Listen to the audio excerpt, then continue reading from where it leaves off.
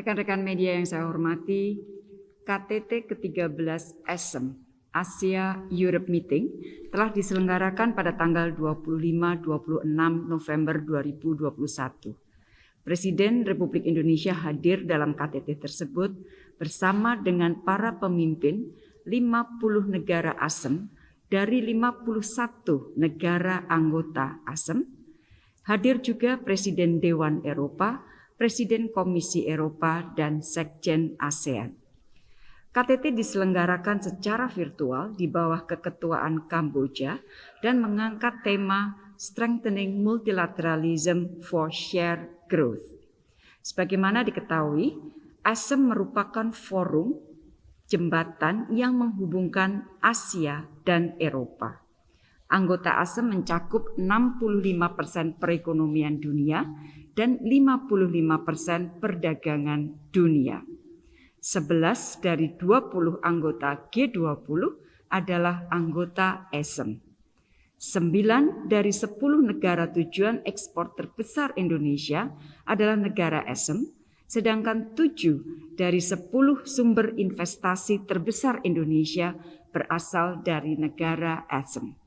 Rekan-rekan media yang saya hormati, dalam pembukaan KTT, Perdana Menteri Kamboja menyampaikan pentingnya kerjasama kedua kawasan dalam penanganan tantangan bersama seperti pandemi, perubahan iklim, dan pemberantasan kemiskinan. Pembangunan yang inklusif dan berkelanjutan juga ditekankan Perdana Menteri Kamboja, serta penguatan rule-based international system.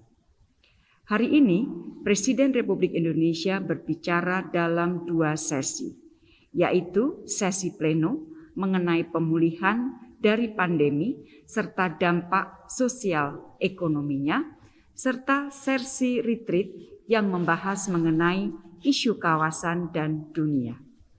Di sesi pleno, Bapak Presiden antara lain menyampaikan masih lebarnya kesenjangan vaksinasi antara negara. 64,99%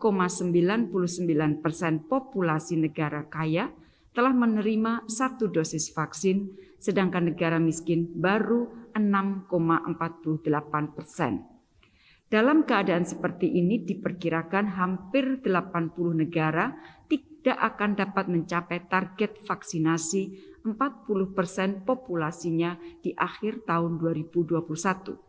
Presiden menegaskan pentingnya memastikan semua negara dapat mencapai target vaksinasi yang dicanangkan oleh WHO.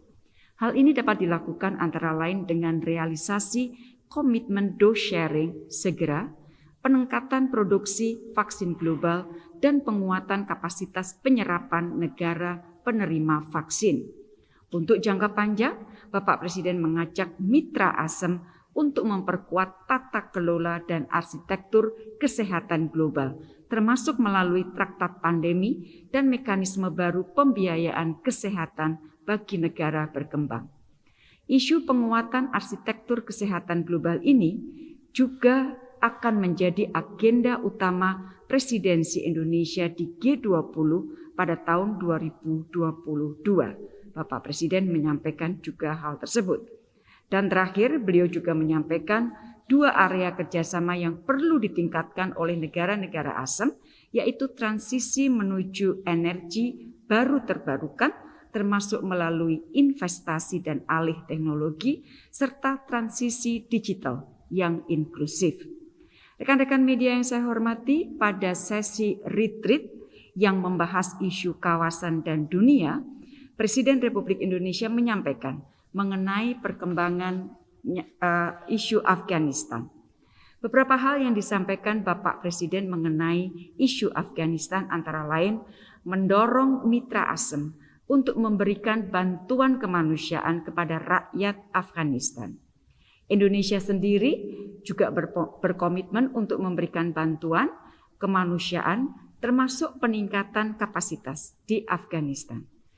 2 isu utama yang menjadi perhatian Indonesia untuk isu Afghanistan. Pertama adalah isu pemberdayaan perempuan.